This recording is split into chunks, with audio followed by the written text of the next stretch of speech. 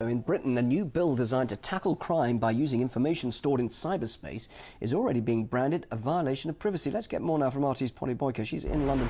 Polly, explain to us, how is this law supposed to work? Bill, the way it would work, if passed, is that the police and security services would have unbridled access to your internet data by obliging mobile phone service providers and internet providers to store that internet history, your data, for a year. Now, the government say that it's a necessary move in order to safeguard the public and to fight crime that's being organised through the internet increasingly, such as extremism and paedophile rings, but civil liberties groups are up in arms about it. They say it's an infringement of your civil rights. They've called it the Snoopers Charter. And we hit the streets of London a little bit earlier to talk to the general public about what they thought of the prospect of the government being able to snoop in on their email history, their web browsing history, and their social networking history. Let's take a listen to what they told us. How would you feel about the police having access to your personal internet search history? Not so good without my consent. I think as long as I gave my consent, I wouldn't mind, because I can see the benefit of it being used to help solve crime.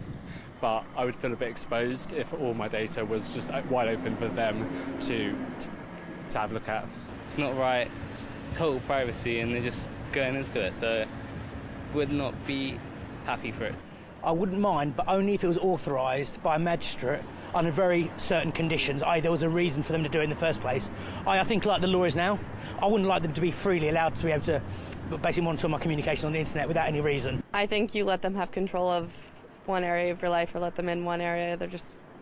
They have access to other areas. I don't know. I think those are freedoms that should remain government hands-off.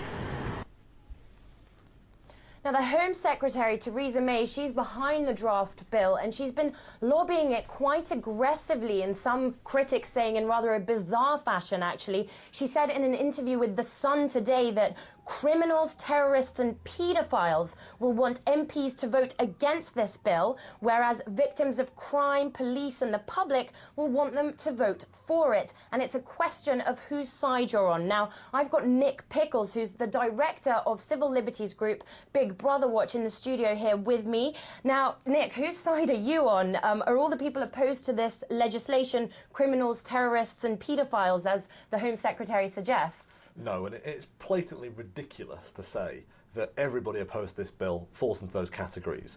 There are people from every political party, senior law enforcement officers, technical experts about the internet, even Tim Berners-Lee warning about this bill. So I think it was a very crude argument, and one that didn't help anybody from the Home Secretary.